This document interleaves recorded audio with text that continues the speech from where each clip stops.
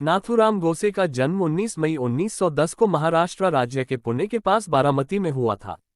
उनके पिता का नाम विनायक वामनराव गोसे व माता का नाम लक्ष्मी गोसे था। उनका परिवार एक ब्राह्मण परिवार था। उन्होंने अपनी प्राथमिक शिक्षा पुणे में पूरी की, लेकिन हाई स्कूल की पढ़ाई बीच में ही छोड़ दी थी। वे कट्टर हिंदू थे। यही कारण था कि वे हिंदू के प्रति कोई गलत बात नहीं सुनते थे।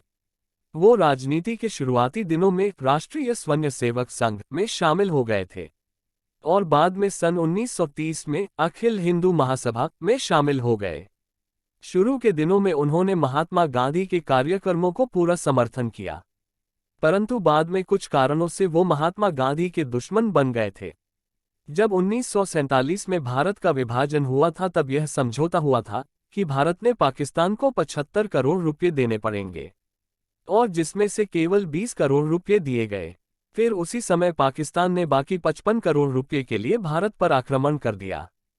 तभी पंडित जवाहरलाल नेहरू व सरदार वल्लभ भाई पटेल ने भारत सरकार के अंतर्गत पाकिस्तान को बाकी पैसे देने से मना करने का फैसला लिया, लेकिन महात्मा गांधी इसके खिलाफ हो गए और अनशन पर बैठ गए। महात्मा गांधी के अनशन पर बैठने से सभी लोग परेशान हो गए और महात्मा गांधी का यह निर्णय किसी को भी अच्छा नहीं लगा, मगर मजबूरी में महात्मा गांधी का यह फैसला मानना पड़ा। फिर नाथूराम गोसे ने महात्मा गांधी को मारने का निर्णय लिया और उन्होंने महात्मा गांधी को मारने का प्लान बनाया। फिर 30 जनवरी 1948 को नाथूराम गोसे महात्मा गांधी को मारने के लिए दिल्ली के बिड़ला भवन में प्रार्थना सभा से करीब 40 मिनट पहले ही पहुंच चुके थे। जैसे ही महात्मा गांधी प्रार्थना सभा के लिए परिसर में दाखिल हुए ही थे कि नाथूराम गोसे सामने आ गए और उन्हें दोनों हाथों से नमस्कार किया और बिना किसी देरी के अपनी पिस्तौल से 3 गोलियां चला दी, जिससे महात्मा गांधी की वहीं मृत्यु हो गई। फिर गोसे को गिरफ्तार कर लिया गया। उनके ऊपर मुकदमा चला और उनसे पूछा गया कि उन्होंने महात्मा गांधी को क्यों मारा। फिर नाथूराम गोसे ने बताया कि उन्होंने महात्मा गांधी को इसीलिए मारा था जो इस प्रकार है। नंबर 1, मैं उन्हें आतंकवादी भी नहीं मानता था। नंबर 2, अगर हमने गांधी जी को महात्मा का दर्जा दे दिया था तो इसका मतलब ये नहीं कि वो इंसान नहीं थे। नंबर 3, गांधी जी हर बात में अपनी मर्जी करते थे। नंबर 4, अगर वो चाहते तो भगत सिंह, राजगुरु, सुखदेव की फांसी रुकवा सकते थे। नंबर 5, महात्मा गांधी ने अनेक बार शिवाजी, महाराणा प्रताप व गुरु गोविंद सिंह जी को पथभ्रष्ट देशभक्त कहा। नंबर 6, लाहौर में कांग्रेस चुनाव में सरदार वल्लभ भाई पटेल को सबसे ज्यादा बहुमत मिली, मगर गांधी की जिद के कारण जवाहरलाल नेहरू को प्रथम प्रधानमंत्री बनाया गया।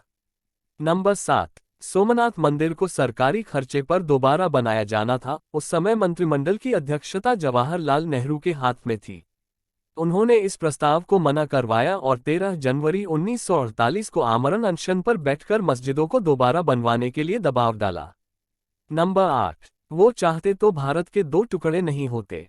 नंबर 9, 22 अक्टूबर 1947 को पाकिस्तान के आक्रमण करने के बावजूद भी बची हुई 55 करोड़ की राशि गांधी चाहते थे कि ये राशि पाकिस्तान को दी जाए और अपनी बात मनवाने के लिए अनशन पर बैठ गए।